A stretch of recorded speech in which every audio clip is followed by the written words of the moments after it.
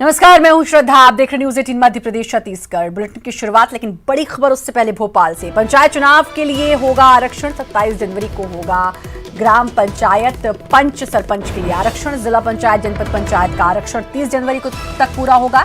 पंचायत एवं ग्रामीण विभाग ने जारी किया सर्कुलर। सभी जिलों को जारी हुआ सर्कुलर।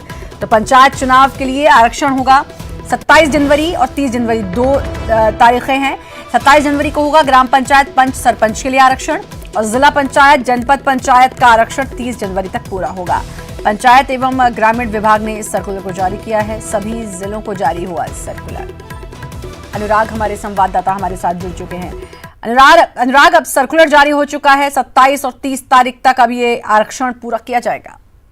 बिल्कुल, देखिए प्रदेश में पंचायतों के प्रक्रिया, पंचायतों के चुनाव की प्रक्रिया अब आगे बढ़ती हुई नजर आ रही है, क्योंकि सितंबर 2019 में जो तमाम पंचायतों और वार्डों का परिसीमन है वो प्रक्रिया को पूरा कर लिया गया और अब जो है ग्राम पंचायत के पंच सरपंच के लिए आरक्षण की प्रक्रिया को 27 जनवरी तक पूरा करना होगा और इसके अलावा जिला पंचायत जनपद पंचायत का आरक्षण की प्रक्रिया को 30 जनवरी तक पूरा करना होगा। इसी को लेकर पंचायत और ग्रामीण विभाग ने सर्कुलर जारी कर दिया। जिलों को ये दिशा निर्देश जारी हो गए हैं कि जनवरी के आखिरी तक जो आरक्षण की प्रक्रिया है उसको पूरा कर लिया जाए और इस प्रक्रिया के पूरा होने के बाद त्रिस्तरीय पंचायत के चुनाव कराए जाएंगे।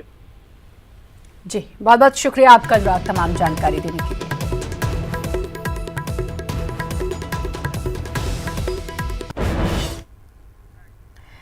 और अब खबर धनाधन अंदाज में। इंदौर में कारोबारी संजय द्विवेदी के ठिकानों पर ईओडब्ल्यू का बड़ा छापा पड़ा है। आपको बता दें कि फर्जी दस्तावेजों पर करोड़ों के लोन और हेरफेर का आरोप है। रायपुर में 14 पार्षदों को एमआईसी सदस्य बनाया गया है। एक निर्दलीय पार्षद को भी जगह मिली है। आपको बता दें मेयर एजाज ढेबर ने इसका ऐलान किया। राजनांदगांव के बदनवाड़ा में साल 2009 में नक्सली वारदात में 29 जवान शहीद हुए थे। मामले में प्रदेश सरकार ने न्यायिक जांच के आदेश दिए हैं, जिससे शहीद जवानों के परिजनों में खुशी का माहौल है। रायपुर में ही 292 धर्मकांटे हैं, लेकिन ज्यादा धर्मकांटा बंद है या खराब है। आपको बता दें नापतौल विभाग की लापरवाही के चलते लाखों के जहां राजस्व की चोरी हो रही है, वहीं गौण खनिज मद की राशि सही ढंग से नहीं मिल पा रही है। जानकार तो धर्मकांटे पर सेटिंग के आरोप भी लगा रहे हैं। सुकमा नगर पालिका के नवनिर्वाचित पदाधिकारियों ने शपथ ग्रहण किया। प्रदेश के आबकारी मंत्री कवासी लखमा की मौजूदगी में अध्यक्ष राजू साहू ने पदभार ग्रहण किया। इस मौके पर मंत्री कवासी लखमा ने कहा कि जनता की समस्याओं को दूर करना और नगर का विकास करना हमारी पहली प्राथमिकता होगी। अंबिकापुर में नर्सिंग कॉलेज की नई बिल्डिंग मेडिकल कॉलेज को दिए जाने के कारण नर्सिंग कॉलेज की छात्राएं दर-दर ठोकरें खा रही हैं। पिछले 1 साल में तीसरी बार हॉस्टल शिफ्टिंग की गई। छात्राओं को जरूरी सुविधाएं भी नहीं मिल रही हैं, जिससे परेशान छात्राओं ने एसडीएम से शिकायत की। फिलहाल समस्या के निदान का भरोसा दिया गया है। ग्वालियर के उपनगर मुरार स्थित आर्मी कैंट एरिया में 2 युवकों को सेना की मदद से पकड़ा गया है। पंजाब के रहने वाले दोनों युवक जवानों के ड्राइविंग लाइसेंस बनाने की कोशिश कर रहे थे। इन युवकों का असल मकसद क्या था, फिलहाल इसकी जांच की जा रही है। उज्जैन कृषि मंडी के सचिव हरगोविंद सोनगरा का ऑडियो वायरल हुआ है। वे अपने ही कर्मचारी को उज्जैन कलेक्टर और अपर कलेक्टर के नाम पर अपशब्द का इस्तेमाल करते हुए धमकी देते सुनाई दे रहे हैं। छतरपुर की बमीठा पुलिस ने चोरी के 2 आरोपियों का जुलूस निकाला। आपको बता दें कि पुलिस ने गंगवाहा गांव में लगातार विद्युत मोटर के चोरी की वारदातों को लेकर आरोपियों को पकड़ा है। वेटिंग लिस्ट वाले पटवारी पद के उम्मीदवार काउंसलिंग की मांग को लेकर एक बार फिर राजस्व मंत्री गोविंद सिंह राजपूत के बंगले पहुंचे। वेटिंग लिस्ट के वाले उम्मीदवारों का कहना है कि मंत्री ने नियुक्ति का आश्वासन भी दिया और पत्र लिखकर राजस्व विभाग के आयुक्त के पास भी भेजा, लेकिन आयुक्त मानने को तैयार नहीं। आयुक्त का कहना है कि खाली पद ही नहीं है।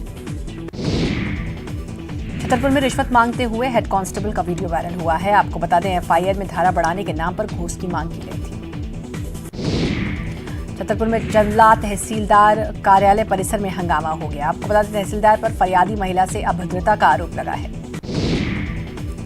कोरबा की सिटी कोतवाली पुलिस ने एक युवक को गिरफ्तार किया। युवक पर आरोप है कि 2 4 पहिया वाहन को किराए पर चलाने के नाम पर उसने अपने पास रख लिया था। कोरबा से लापता बुजुर्ग प्रभुदयाल बांकी मोगरा में झाड़ियों में पड़े मिले। बुजुर्ग को निजी अस्पताल में भर्ती किया गया। आपको बता दें कि गुमशुदगी की रिपोर्ट के आधार पर पुलिस उन्हें तलाश रही थी। राजनांदगांव में नक्सल प्रभावित परिवारों के लोग अपनी समस्या को लेकर कलेक्ट्रेट पहुंचे, लेकिन कलेक्टर के नहीं मिलने से मायूस लौटना पड़ा। आपको बता दें, नक्सल पीड़ित हैं और इन्हीं के परिवार के सदस्यों को नक्सलियों ने निशाना बनाया है। अब ये सरकार से सहूलियत चाहते हैं। सुकमा में धान खरीदी केंद्रों में अनियमितता से किसान परेशान है। परेशान किसानों ने चक्का जाम किया, बाद में पुलिस ने समझाकर किसानों को चक्का जाम खत्म करवाया। कांकेर में सरकारी स्कूल में बाइबल बांटने को लेकर बजरंग दल ने आपत्ति जताई और शिक्षक के खिलाफ कार्रवाई की मांग की। कवर्धा में सड़क दुर्घटना में एक युवक की मौत हो गई। आपको बता दें, 2 ट्रकों की आपस में भिड़ंत हुई। टक्कर इतनी भयानक थी कि ट्रकों के परखच्चे उड़ गए, जिससे मौके पर ही एक की मौत हो गई, वहीं 2 अन्य घायल हुए हैं। जगदलपुर के कई इलाकों की करीब 18 लड़कियां केरल में बंधुआ मजदूरी के चंगुल में फंस गईं। जोड़ा गांव के 5 परिवारों की लड़कियों को भी सरकारी काम दिलाने के बहाने केरल ले जाया गया, जहां उनसे अब जबरन दूसरा काम कराया जा रहा है और घर भी वापस नहीं आने दिया जा रहा। लड़कियों के परिजनों ने पुलिस से गुहार लगाई है। सूरज के भटगांव में नवनिर्वाचित अध्यक्ष पूजा ने पदभार ग्रहण किया। इस दौरान कांग्रेस के पदाधिकारी और आम नागरिक मौजूद रहे। सूरजपुर के बिहारपुर क्षेत्र से भी मानव तस्करी के मामले लगातार सामने आने के बाद प्रशासन की नींद खुली है। हाल ही में यहां के एक नाबालिग मजदूर की तेलंगाना में मौत हो गई, जिसके बाद चाइल्ड लाइन की टीम ने गांव में लोगों से मुलाकात कर जानकारी इकट्ठा की। पुलिस का कहना है कि जो भी मामले सामने आ रहे हैं उसमें कार्रवाई की जा रही है। भिलाई में पीपल फॉर एनिमल संस्था के युवा पशुओं की जान बचाकर लोगों को जागरूक कर रहे हैं। संस्था का मानना है कि मूक पशुओं की जान भी कीमती है। जगदलपुर के मूर्ति लाइन इलाके में रविवार को एक सूने मकान में बैग में इंसास राइफल के 20 जिंदा कारतूस मिलने से मामले में पुलिस के हाथ अब भी खाली हैं। हम आपको बता दें, रविवार की शाम आसपास के लोगों ने बंद पड़े घर के बाहर एक बैग देखा था। उस बैग को खोलने पर उसमें इंसास राइफल की एक मैगजीन और 20 जिंदा कारतूस मिलने के बाद पुलिस को सूचना दी गई। फिलहाल पुलिस जांच कर रही है।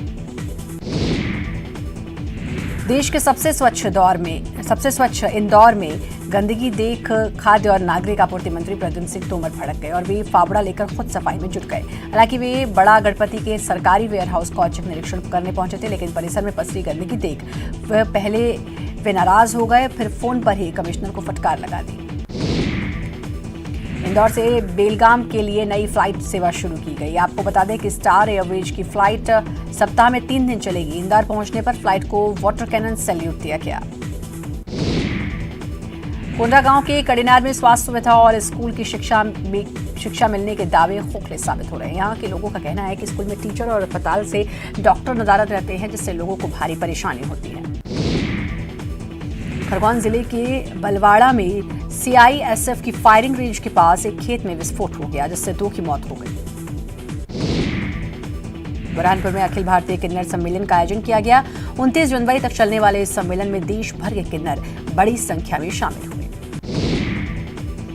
होशंगाबाद खेती घाटे का सौदा साबित हो रही है। किसानों का कहना है कि खेती के लिए लगने वाली लागत महंगी होती जा रही है, जबकि फसल की कीमत उस समाज में नहीं बढ़ रही है, जिससे घाटा उठाना पड़ता है। छत्तीसगढ़ की राज्यपाल अनुसुईया उइके ने बड़ा बयान दिया। उन्होंने नेहरू युवा केंद्र का नाम बदलकर स्वामी विवेकानंद केंद्र रखने का सुझाव दिया। साथ ही कहा कि उम्रदराज लोगों को राज्यपाल न बनाया जाए। आपको बता दें, राज्यपाल राज्य संग्रहालय में आयोजित एक कार्यक्रम में भाग लेने के लिए भोपाल आई थी। राज्यपाल अनुसुईया उइके के उम्रदराज नेताओं के राज्यपाल नहीं बनने के बयान पर प्रतिक्रिया देते हुए बीजेपी के संजय श्रीवास्तव ने कहा कि उनका विशेषाधिकार है कि वे क्या कर रही हैं और राज्यपाल की नियुक्ति करना केंद्र सरकार का अधिकार है। राज्यपाल अनुसुईया उइके के बयान पर प्रतिक्रिया देते हुए कांग्रेस नेता शैलेश नितिन त्रिवेदी ने कहा कि अगर उन्होंने ऐसा कुछ कहा होगा तो कुछ सोच समझ कर ही कहा होगा। राज्य निर्वाचन आयुक्त ठाकुर राम सिंह लगातार संभागीय दौरा कर रहे हैं। पंचायत चुनाव से पहले चुनाव आयुक्त प्रदेश के सभी 5 संभागों का दौरा कर रहे हैं। आयुक्त पंचायत चुनाव की तैयारियों की बारीकी से समीक्षा कर रहे हैं। अभी तक वो बस्तर, रायपुर और दुर्ग संभाग का दौरा कर चुके हैं और अब वो अंबिकापुर और बिलासपुर के दौरे पर हैं। प्रदेश में पंचायत चुनाव को शांतिपूर्ण तरीके से संपन्न कराना निर्वाचन आयोग के लिए बड़ी चुनौती है। इसके लिए आयोग ने बस्तर संभाग के सभी 7 जिलों को अधिकारियों के साथ पिछले दिनों ही बैठक की है। आयोग बस्तर में मतदान केंद्रों की शिफ्टिंग की तैयारी में है। साथ ही मतदान दलों को नक्सली क्षेत्रों में चुनाव संपन्न कराने के लिए हेलीकॉप्टर का इंतजाम किया गया है। प्रदेश में पंचायत चुनाव के लिए राज्य निर्वाचन आयोग ने तैयारियां पूरी कर ली हैं और पंचायत चुनावों में मतदान केंद्रों पर ही मतगणना की जाएगी। प्रदेश में 29,525 मतदान केंद्रों पर मतगणना होगी। पंचायत चुनाव 3 चरणों में 28, 31 जनवरी और 3 फरवरी को होंगे। टैगोर महाविद्यालय इंदौर के छात्र अपनी समस्याओं को लेकर एक बार फिर देवी अहिल्या विश्वविद्यालय पहुंचे और कुलपति को अपनी समस्याएं बताईं, लेकिन समस्याओं का निराकरण न होने पर कुलपति और छात्रों के बीच जमकर बहस हुई। बहस के बाद छात्र नेता विवेक सोनी सहित अन्य तीन अन्य छात्र भूख हड़ताल पर बैठ गए। रतलाम के एक सरकारी स्कूल में वीर सावरकर की कवर वाली कॉपियां बांटने के बाद निलंबित प्राचार्य की बहाली की मांग को लेकर छात्र विरोध कर रहे हैं। छात्रों का 5वें दिन भी विरोध जारी है। प्रदेश भर के अतिथि विद्वान 42वें दिन भी शाहजहानी पार्क में धरने पर बैठे हैं। अतिथि विद्वानों से भाजपा नेताओं और विधायकों के मिलने के बाद भी समस्या का समाधान नहीं हो पाया। विधानसभा के शीतकालीन सत्र में भी मुद्दा गूंजा, लेकिन अब तक नियमितीकरण की मांग पूरी नहीं हो सकी। अतिथि विद्वानों का कहना है कि मामले में राजनीति नहीं चाहते हैं। दिल्ली के तालकटोरा स्टेडियम में आज पीएम मोदी ने छात्रों को परीक्षा पर चर्चा की और परीक्षा से पहले उनका हौसला बढ़ाया। इस कार्यक्रम में एमपी के भी 50 छात्र शामिल हुए। दिल्ली के तालकटोरा स्टेडियम में आज पीएम मोदी ने परीक्षा पर चर्चा कार्यक्रम से पहले वहां लगी प्रदर्शनियों का भी दौरा किया। परीक्षा पर चर्चा कार्यक्रम में जबलपुर के केंद्रीय विद्यालय की 9वीं की छात्रा प्राजक्ता अंतकर ने भी पीएम से सवाल पूछा। प्राजक्ता ने पीएम से अन्य शैक्षणिक गतिविधियों पर सवाल पूछा। परीक्षा पर चर्चा कार्यक्रम में छत्तीसगढ़ के कोरिया की 12वीं की छात्रा मोनिका बैगा ने भी पीएम मोदी से सवाल पूछा। उन्होंने परीक्षा के दौरान बच्चों के अभिभावकों के व्यवहार पर सवाल पूछा, जिस पर मोदी ने जवाब दिया। जबलपुर में भी बच्चों ने पीएम मोदी की बातों को ध्यान से सुना और कहा कि पीएम मोदी की बातों से उन्हें काफी संबल मिला है और वो अब परीक्षा में अच्छे नंबर लाने की कोशिश करेंगे। पीएम मोदी ने तालकटोरा स्टेडियम में छात्रों से सीधा संवाद किया और उन्हें परीक्षा में तनाव मुक्त होने का मंत्र दिया। इस दौरान भोपाल में भी छात्रों ने पीएम मोदी की बात को ध्यान से सुना। छात्रों का कहना है कि पीएम मोदी से चर्चा से उनको लाभ मिला है और उनकी सलाह पर वो अमल करेंगे। प्रधानमंत्री नरेंद्र मोदी की परीक्षा पर चर्चा सुनने के लिए राजधानी रायपुर के कई स्कूलों में खास इंतजाम किए गए। बच्चों के साथ टीचर्स का भी कहना है कि ये सेशन हमारे लिए भी काफी मोटिवेशनल रहा। पीएम मोदी ने आज देश भर के छात्रों के साथ परीक्षा पर चर्चा की। कांकेर में सभी स्कूलों में छात्रों को एक कार्यक्रम दिखाया गया। जगदलपुर में भी छात्र पीएम मोदी की पाठशाला में शामिल हुए। यहां हाई स्कूल में छात्रों को प्रोजेक्टर के जरिए पीएम मोदी के कार्यक्रम को दिखाया गया। वक्त ब्रेक का, जल्द हाजिर। ब्रेक के बाद एक बार फिर से आपका स्वागत है और जम्मू कश्मीर से बड़ी खबर। न्यू पुलवामा में धमाके की आवाज आई है। सुरक्षा बलों के कैंप के पास धमाके की आवाज। कैंप की ओर फेंका गया पेट्रोल बम। कैंप के बाहर पेट्रोल बम फटा है। हालांकि कोई नुकसान नहीं हुआ, लेकिन न्यू पुलवामा में धमाके की आवाज आई है। पेट्रोल बम फेंका गया है सुरक्षा बलों के कैंप के ओर ये बम फेंका गया और कैंप के बाहर ये बम फटा है। कोई नुकसान नहीं। और भोपाल, जहां सांसद प्रज्ञा ठाकुर को धमकी देने वाले लेटर मामले में खुलासा हुआ है। एटीएस से पूछताछ में आरोपी डॉक्टर अब्दुल रहमान ने कबूला कि अपने परिवार को फंसाने के लिए आरोपी ने ये साजिश रची थी। मां और भाई से आपसी रंजिश और प्रॉपर्टी के विवाद के चलते ये साजिश रची थी। 3 बार फर्जी धमकी भरे पत्र भेजकर परिवार को फंसाने की कोशिश। पहला लेटर अंसार उल मुसलमीन नाम के संगठन के नाम से भेजा था। अपने भाई के कॉलेज के चांसलर को सितंबर 2019 में भेजा था। दूसरा लेटर नांदेड़ के एसपी डीएसपी को अगस्त 2019 में भेजा था। तीसरा अक्टूबर 2019 में कश्मीर के बीजेपी नेता और साध्वी प्रज्ञा को ये लेटर भेजा। आरोपी ने लेटर के साथ भेजे गए पाउडर को पटाखों के अंदर का बारूद बताया। तो ये एक नया खुलासा हुआ है। जिस शख्स ने साध्वी प्रज्ञा सिंह ठाकुर को लेटर भेजा था जान से मारने की धमकी का, अब जब उससे पूछताछ हुई है तो उसका कहना है कि उसने अपने परिवार को फंसाने के लिए ये लेटर लिखकर भेजे हैं और दिग्गजों को ये लेटर भेजे हैं। मनोज हमारे संवाददाता हमारे साथ जुड़ चुके हैं। मनोज, अब जब इस डॉक्टर से बात हुई, जो ये शख्स है जिसने साध्वी को भेजा लेटर जान से मारने की धमकी का, अब एक नया ही मोड़ इसमें दिखाई दे रहा है। जिस तरीके से पूरा घटनाक्रम सामने आया था और साध्वी ने काफी गंभीर आरोप इस पूरे लेटर को लेकर लगाए थे, उसी में अब ये एटीएस की पूछताछ में चौंकाने वाला खुलासा हुआ। और जो आरोपी है उसने ये बताया है कि उसने अपने परिवार को फंसाने के लिए 2019 में करीब 3 लेटर जो है अलग अलग भेजे थे। पहला लेटर अपने भाई के कॉलेज में भेजा था, दूसरा लेटर नांदेड़ के एसपी और वहाँ के डीएसपी को भेजा था, और जो तीसरा लेटर जो अक्टूबर में भेजा गया था वो लेटर जो है वो साध्वी प्रज्ञा और कश्मीर के बीजेपी नेता को भेजा गया था। तो पूछताछ में ये खुलासा हुआ है। अभी 7 दिन की फिर से पुलिस रिमांड एटीएस में ली है और तमाम पूछताछ की जा रही है। जो पाउडर का जिक्र किया जा रहा था उसके बारे में आरोपी ने बताया कि वो पाउडर जो है वो पटाखों का बारूद बताया। हालांकि अभी एफएसएल की जांच रिपोर्ट आना बाकी है, लेकिन अभी तक की पूछताछ में ये पूरा खुलासा हुआ है कि आपसी पारिवारिक रंजिश और संपत्ति विवाद के चलते अपने परिवार के सदस्यों को फंसाने के लिए आरोपी ने इस तरीके के धमकी भरे पत्र जो है जगह जगह भेजे थे। हालांकि 2 पत्रों में किसी तरीके की कार्रवाई नहीं हो पाई थी, लेकिन तीसरा जो लेटर साध्वी प्रज्ञा को भेजा और साध्वी प्रज्ञा ने जिस तरीके के आरोप लगाए उसको लेके पुलिस अलर्ट थी और यही कारण था कि आतंकी आशंका के चलते जो है एटीएस ने इस पूरे मामले की जांच की और अब इस पूरे मामले में बड़ा खुलासा हुआ। और जिस तरीके की खबर आ रही थी कि साध्वी प्रज्ञा तमाम आरोप लगा रही थी, लेकिन ऐसा कुछ इस जांच में नहीं निकला। आरोपी ने अपने परिवार के सदस्यों को फंसाने के लिए इस तरीके के धमकी भरे पत्र जगह जगह भेजे थे। चलिए, अब देखना होगा कि अब आगे इसमें कुछ और होता है या फिर अब क्या कुछ कार्रवाई इस शख्स के खिलाफ होती है या कुछ नई बात भी निकल कर आती है। शुक्रिया आपका जुड़ने के लिए, तमाम जानकारी देने के लिए। और टीकमगढ़ से बड़ी खबर, मंत्री सज्जन सिंह वर्मा की भविष्यवाणी, 15 दिन के अंदर पीसीसी चीफ के नाम का ऐलान होगा। एक बड़ा ऊर्जावान व्यक्ति होगा पीसीसी चीफ। सिंधिया जी भी बड़े ऊर्जावान व्यक्ति हैं, ये सज्जन सिंह वर्मा ने कहा है। सिंधिया जी का नेतृत्व नहीं खोना चाहते। अध्यक्ष पद के लिए 4 से 5 नाम कांग्रेस के पास हैं। तो सज्जन सिंह वर्मा ने भविष्यवाणी की है और कहा है कि 15 दिन के अंदर पीसीसी चीफ के नाम का ऐलान होगा। काफी लंबे समय से पीसीसी चीफ के नाम की तलाश जारी है, सबको इंतजार है कि अगला पीसीसी चीफ कौन। तो अब सज्जन सिंह वर्मा ने कहा है कि 15 दिन के अंदर अंदर इसका ऐलान हो जाएगा।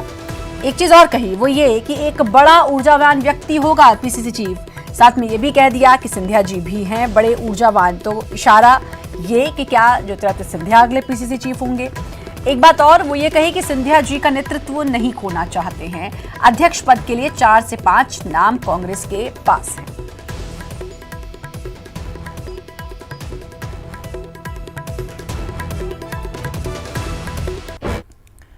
और अब खबरें धनाधन अंदाज में, जेपी नड्डा बीजेपी के राष्ट्रीय अध्यक्ष बन गए हैं। राधा मोहन सिंह ने यह ऐलान किया। आपको बताएं 2019 से 2022 तक उनका कार्यकाल रहेगा। दिल्ली में बीजेपी मुख्यालय पीएम मोदी पहुंचे और बीजेपी के नवनिर्वाचित अध्यक्ष जेपी नड्डा को उन्होंने बधाई दी। जेपी नड्डा को बीजेपी की कमान मिलने के बाद जबलपुर में जश्न मना। आपको बता दें, नड्डा की ससुराल संस्कार धानी है। उनके अध्यक्ष बनने पर सास जयश्री बनर्जी और परिजनों ने खुशी का इजहार किया। रायपुर में नड्डा के बीजेपी की कमान थामने के बाद अजीत जोगी ने कहा कि नड्डा से हमारे करीबी संबंध है। वैसे सामने से तो जेपी नड्डा अध्यक्ष रहेंगे, लेकिन पीछे पूरा सपोर्ट अमित शाह और नरेंद्र मोदी का रहेगा। निर्भया केस में सुप्रीम कोर्ट ने पवन की याचिका पर फैसला सुना दिया है। कोर्ट ने निर्भया के दोषी पवन की याचिका खारिज कर दी है। सुप्रीम कोर्ट ने कहा कि याचिका और दलीलों में कुछ नया नहीं है। दिल्ली में हथियारों की बड़ी खेप पकड़ाई गई है। आपको बताएं, दिल्ली की स्पेशल सेल ने 67 पिस्टल के साथ 2 लोगों को गिरफ्तार किया। हथियार हुमायूं नगर के अवैध कारखाने से बरामद हुए। महाराष्ट्र सरकार में मंत्री अशोक चव्हाण ने बड़ा बयान देते हुए कहा कि जब तक उनकी सरकार है महाराष्ट्र में सीए नहीं लागू होने देंगे। उन्होंने बीजेपी को मुस्लिमों की दुश्मन पार्टी बताया।